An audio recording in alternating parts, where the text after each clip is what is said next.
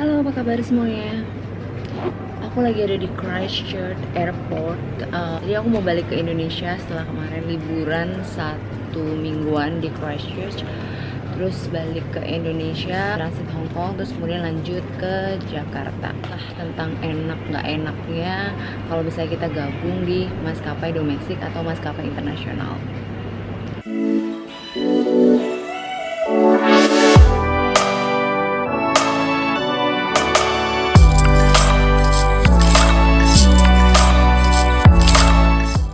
Dari segi rekrutmen dulu ya, soalnya syarat usia untuk masuk kan kalau di domestik yang aku udah jelasin di video syarat menjadi seorang pramugari kan, kalau di domestic airlines minimum 18 tahun, maksimum 24 atau 25. Nah, kalau di internasional minimum 21 bisa atau 22, dengan maksimum usia itu bisa sampai 30 tahun buat yang initial.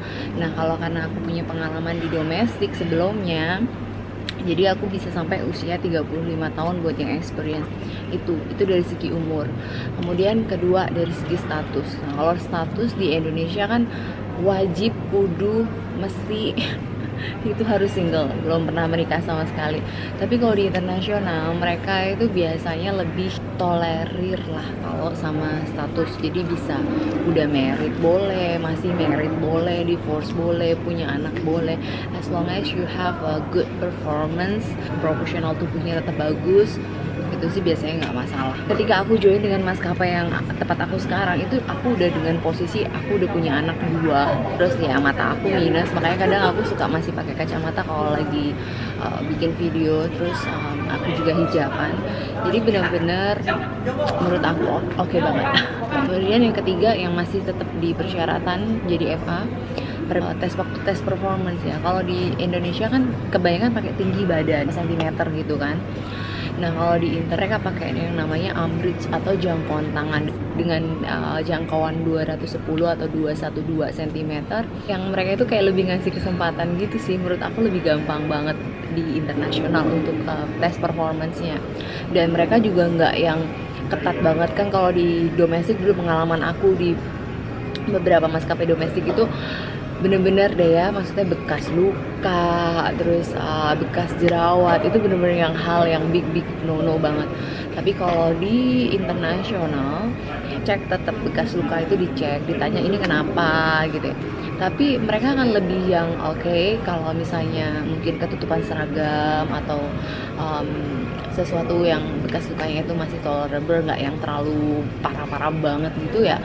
Biasanya mereka juga yang lebih bisa ngerti gitu sih, lebih bisa gampang untuk masuk dan diterima di tes performance internasional menurut aku.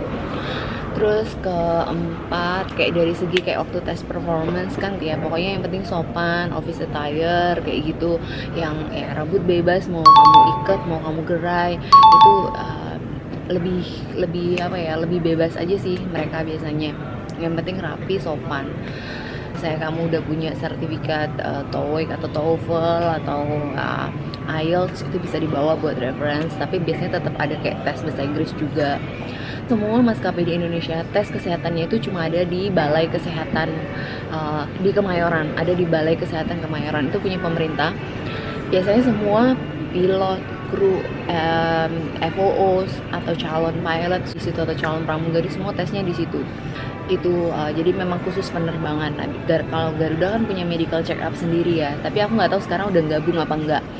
Nah, itu kita semuanya tesnya di situ dengan udah syarat-syarat standar yang udah ditentuin sama mereka.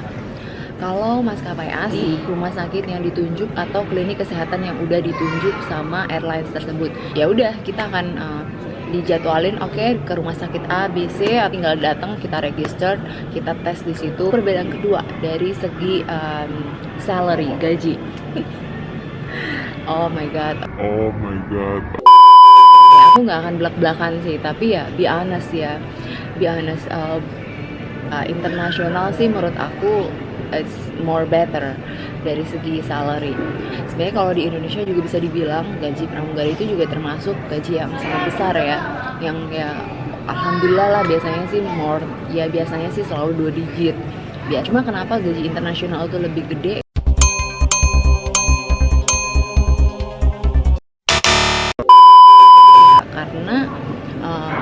biaya hidup di negara-negara yang kita join di maskapai itu tuh kan lebih mahal. Let's say kamu join sama Singapore Airlines, sewa apartemen di Singapura dan di Jakarta tuh berbeda jauh banget. Di Singapura tuh kan mahal banget, jadi ya mau nggak mau dong, biaya hidup di Singapura yang mahal itu bikin standar gaji di sana itu lebih tinggi daripada di Indonesia. Jadi sebenarnya sih hal yang wajar sih, ya mungkin kalau Indonesia juga standar hidupnya udah tinggi, mungkin juga gaji di Indonesia juga bakal tinggi-tinggi juga ya. Tapi ya di luar sih ya alhamdulillah lah, pokoknya aku cuma bisa satu kata aja deh, alhamdulillah. Ya alhamdulillah, cukup, lebih dari cukup sih kalau menurut aku, alhamdulillah. Yang ketiga, dari segi fasilitas. Nah, kalau kita join di maskapai domestik, ada beberapa maskapai yang udah sediain mes ya, atau asrama kayak gitu. Ada kayak misalnya let's say contoh Lion Group. Ada juga yang dia nggak akan provide asrama. Jadi ya kamu silahkan mau cari kosan di mana, tinggal di mana, pokoknya dijemput, dan itu pun biasanya ada radiusnya. Bisa dijemput radius 20 km dari airport. Tapi juga yang maskapai yang udah nggak provide transport, nggak provide asrama, itu juga ada. Jadi memang bermacam-macam sih, tergantung dari maskapai itu sendiri. Internasional ya, namanya juga kita kan tenaga kerja Indonesia ya, Bo, tenaga kerja Indonesia yang bekerja di luar negeri. Sombong amat. Ataupun juga dari negara-negara lain juga kan datang ke sana sebagai tenaga kerja profesional. Ya mau nggak mau biasanya perusahaan akan provide compound atau apartemen buat kita atau mes lah. Tapi memang ada juga beberapa maskapai yang dia nggak provide, kayak SQ, dan ya beberapa maskapai banyak sih internasional yang nggak provide. Tapi itu biasanya mereka akan kayak kasih ya uang apartemen atau uang living cost lah, jadinya tuh gede banget gitu. Padahal itu kan sebenarnya sudah sama mereka kan udah dipikirkan untuk kayak living cost kamu di sana, untuk sewa apartemen dan sebagainya. Ada yang maskapai flag carrier kalau kayak di Indonesia itu kayak Garuda, terus kayak aku, tempat aku join sekarang. Jadi maskapai yang mewakili negara itu sendiri, biasanya kita sebutnya flag carrier atau maskapai yang pembawa bendera negara. Nah itu jujur fasilitasnya pasti jauh lebih baik daripada kita join di maskapai istilahnya swastanya ya biasanya. Jadi kayak dari segi insurance kesehatan itu ditanggung, free insurance biasanya, terus di tiket buat pulang pergi gitu kita ke negara asal kita, karena kan kita pasti butuh pulang ya. Terus ada juga kayak fasilitas tiket diskon yang kayak aku pakai sekarang kayak gini. Jadi aku bener-bener traveling ke around the world. Aku cuma modal ID kru aku aja. Jadi kayak aku tinggal masuk sistem, aku bikin reservasi, terus kemudian tinggal cek aja penerbangan yang udah kerjasama sama maskapai aku, dan kayak cuma bayar taxnya doang plus ya kayak basic fare-nya doang. Jadi bener-bener totally murah banget, super murah. Dan itu pun maskapai yang aku naikin tuh kayak yang bener-bener yang maskapai bagus banget. Kayak sekarang gue pakai Cathay Pacific ya, kemarin berangkatnya pakai Emirates, terus juga kadang naik SQ, Malaysian Airlines. Sombong amat. Bener-bener pokoknya semuanya bagus-bagus deh. Jadi bener-bener alhamdulillah banget, bener-bener menurut aku tuh fasilitasnya menurut aku oke banget. Jadi tiket gratis, beda-beda juga, ada yang mungkin setahun dapat 1, ada yang dapat 5, ada yang dapat 10. Jadi memang pokoknya tergantung maskapainya. Tapi biasanya ada tiket gratis, terus kedua ada tiket diskon kru atau Z fare kita bilangnya. Jadi domestik dulu aku kalau maskapai carriernya Indonesia kayak Garuda, pasti fasilitasnya ya mumpunin lah, setidaknya itu hampir sama kayak internasional. Tapi kalau misalnya kayak yang swastanya itu aku dulu sih nggak dapet tiket Z fare kayak gini ya. Adanya sih biasanya kayak cuma tiket gratis doang, ya 1, atau ya ada jatah lah tapi nggak banyak gitu untuk medical atau insurance kesehatan. Insurance kesehatan tuh kalau di internasional alhamdulillah banget menurut aku jauh lebih bagus, karena misalnya kita sakit pun mereka tuh kayak udah nyediain kayak ada medical. Kalau di negara asal tuh kayak memang udah ada kayak rumah sakit atau medical yang udah kerja sama mereka jadi kita tinggal datang bawa ID atau insurance card kita. Misalnya kita lagi terbang ke Amerika atau ke Eropa terus kita sakit di sana, kita juga tinggal laporan aja sama kayak station manager di sana, kita bisa ke dokter atau ke rumah sakit dulu. Pokoknya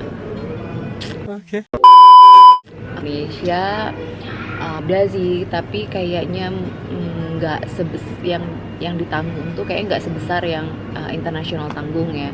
Dan biasanya pakai sistem reimburse. Dulu sih gue ngerasainnya waktu di swasta pakai sistem reimburse.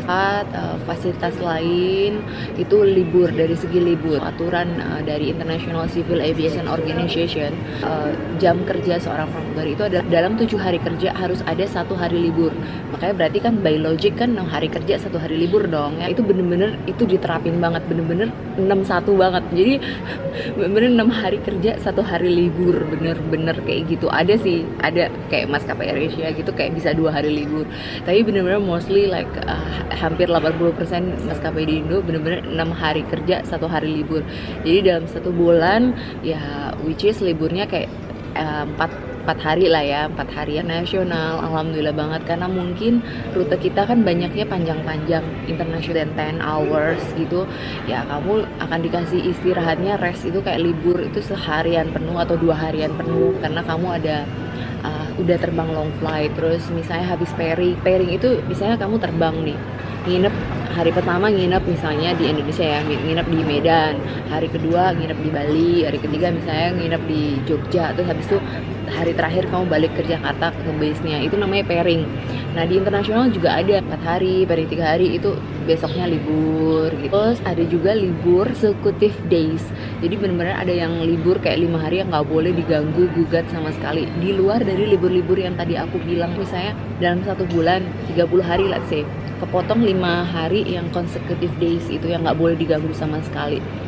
Itu udah berapa? Berarti kita udah kerja kayak cuma 25 hari. Nah sedangkan di 25 hari itu setiap kali kita after long flight, after pairing gitu-gitu ada libur lagi 1 hari 2 hari. Jadi bener-bener kadang bisa kayak 10 harian gitu liburnya total dalam sebulan, bisa 10, bisa 12, bisa 13 hari. Jadi bener-bener yang wow, banyak banget liburnya. Menurut aku jauh lebih banyak daripada di domestik. Seniority di Indonesia ya kan, maksudnya nggak cuma di pekerjaan penerbangan, kamu sekolah pun ada seniority, kamu kerja di kantor pun ada seniority, di mana-mana kayaknya ada yang namanya seniority. Cuma tingkatannya ada yang ya tingkatan rendah, medium, atau udah akut ya.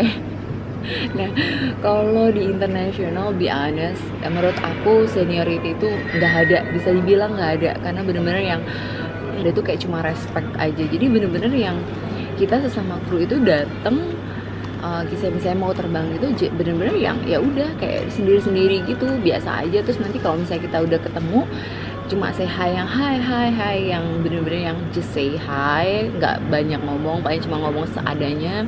Di pesawat pun juga kita bener-bener komunikasi itu ya kita ngobrol seadanya, tapi nggak yang bener-bener mereka itu tipikal orang-orang luar itu, mereka nggak akan nanya-nanya yang personal life kamu, kecuali kamu udah kayak deket atau berapa kali terbangan sama mereka, atau emang kamu curhat ya. Tapi kayak mereka itu kayak bener-bener yang I don't care about your personal life. Jadi bener-bener yang ya udah ngobrol tuh bener-bener yang hal yang common banget, yang umum banget. Kalau kan kita itu kerja kan udah sesuai part-partnya sendiri, udah masing-masing. Jadi misalnya kayak kamu kerja di bisnis, di bagian mana, section mana, tugas kamu apa, dutinya, itu kan semua benar-benar udah jelas. Semuanya itu udah, setiap orang yang udah dudukin posisi masing-masing di pesawat itu udah ada job description-nya masing-masing. Jadi ya udah bener-bener yang saling respect aja, bener-bener yang kalau misalnya kamu udah selesai kerjaan kamu, ya udah that's it, kayak nggak bakal disuruh-suruh untuk ngerjain sesuatu yang memang bukan duty kamu. Mereka butuh bantuan kamu, mereka bakal minta tolong ke kamu dengan nice, could you please help me to take this or that.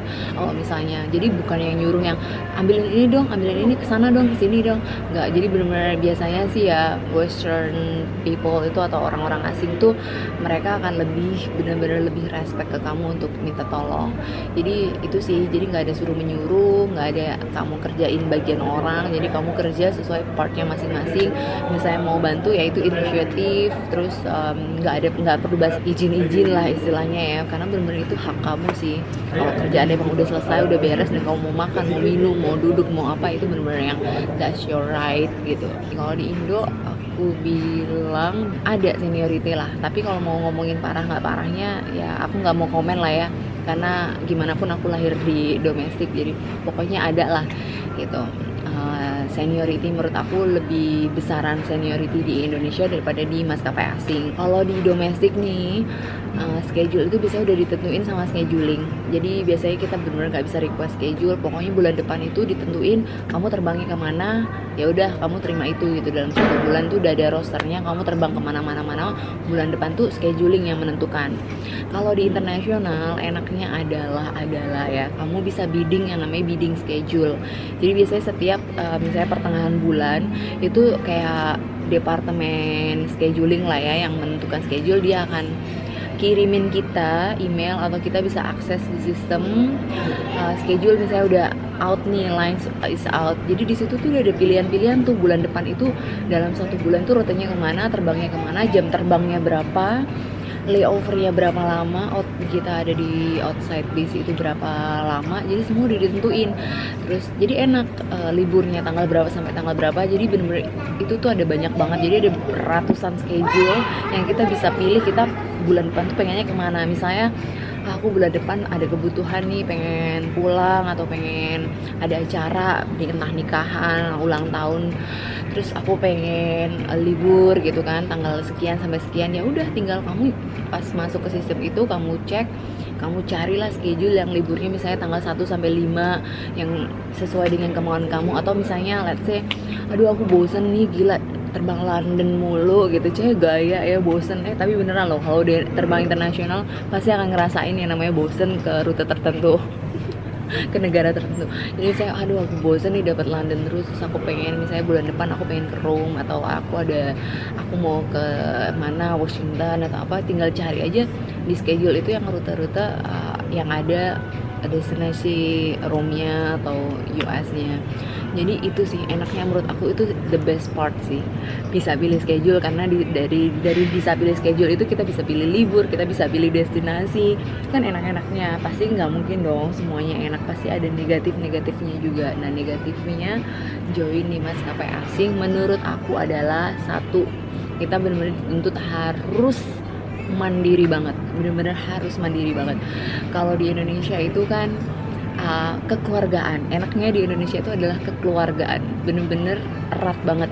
Dan kekeluargaannya itu biasanya nggak cuma sesama pramugari, tapi ke pilot, ke engineeringnya, ke staff-staffnya, mau dari staff check-in, ground staff, gate, biasanya itu bener-bener yang udah yang setiap ketemu, hey mas ini bener-bener yang kekeluargaan banget. Itu yang bener-bener enak banget di Indonesia, itu kekeluargaannya. Di asing itu bener-bener yang kurang, jadi bener-bener kita itu harus dituntut mandiri banget, super mandiri, yang kamu apa-apa harus sendiri, ngurusin apa-apa harus sendiri. Terus kayak ya gitu sih, jadi kadang kayak sedih gitu, sendiri banget gitu.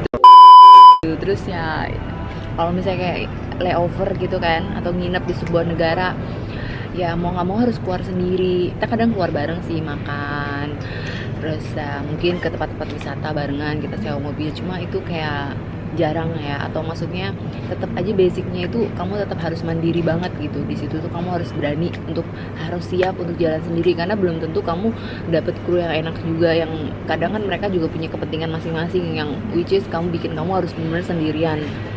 Kalau di Indonesia kan ya, karena gak usah nyampe hotel, sebelum nyampe hotel aja masih di pesawat aja udah ngobrolin yang nanti kita mau kemana nih, mau makan apa nih. Jadi bener-bener yang oh my god, I miss so much that one. Bener-bener enak banget itu, yang keluarganya enak. Yang kedua, jauh dari keluarga. Kan kalau misalnya kayak di Indonesia, kamu mau pulang misalnya kangen orang tua, kangen keluarga, mau ketemu pacar, apa semua gampang ya kan, tinggal ya semuanya by distance lah ya, short distance, gak terlalu ini. Pulang ke Manado paling 3 jam ya kan, pulang misalnya dari Jakarta mau pulang ke mana Medan 2 jam, Jogja 1 jam, jadi benar-benar semuanya itu by distance ya, itu deket banget. Nah kalau di internasional kan misalnya kamu join sama maskapai Middle East lah, mau pulang Indonesia aja udah di atas 7 jam ya kan. Udah jauh banget gitu, pikir gitu kan, jauh, capek, belum nanti dari Jakarta kita misalnya rumahnya daerah ke daerahnya lagi gitu kan, jadi benar-benar takes time banget untuk get to our homes gitu kan.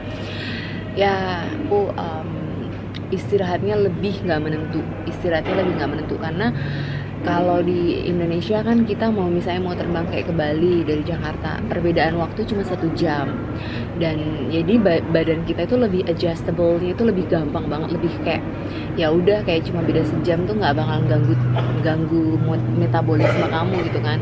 Tapi kan kalau di maskapai internasional semuanya kita terbang rata-rata internasional, dan internasional misalnya kita terbang ke Amerika atau ke Eropa aja udah bedanya udah berapa jam gitu, udah bener-bener yang udah jet lag itu udah kayak makanan 4 sehat 5 sempurna gitu. Udah bener-bener jadi bagian dari hidup gitu. Ini bener apa ya, menurut aku tuh lebih berat sih, lebih bener-bener lebih struggle banget kayak masalah ke badan gitu. Jadi bener-bener harus kuat banget, harus konsumsi vitaminnya, harus kenceng, harus olahraga. Kalau enggak bener-bener capek banget kan, bener-bener kita mendarat misalnya di Amerika itu udah jet lagnya tuh udah beda banget gitu, udah bener-bener yang di negara asal masih siang, di negara tujuan udah malam, jadi bener-bener yang oh my god the hardest part sih, bener-bener yang kadang apa ya, ngerasa lebih cepet ngerasa sendiri sih kadang, karena kan kalau di inter gitu ya teman kita berbeda negara semuanya, ada misalnya teman-teman dari negara sendiri tapi kan nggak banyak, dan ya itu tadi karena mungkin kita jauh dari rumah, jadi kadang kalau udah kangen, udah ngerasa sendiri itu kayak mellow banget sih, kayak kayak homesicknya itu udah bener-bener berasa banget gitu. Oh my god. Kan bener-bener terasa banget. Tapi kalau di domestik kan ya mau pulang kangen tinggal beli tiket bus, tiket kereta ya kan, atau nelpon atau apa, lebih gampang. Ini semua maskapai punya plus minus, nggak mungkin ada maskapai yang 100% bener-bener sempurna ya. Belum pernah sih ya, menurut aku semuanya mau kita ngelihatnya sempurna, kalau kita tanya ke teman kita yang kerja di situ pasti juga semua pada akan bilang ya plus minus lah, semuanya pasti ada plus minusnya.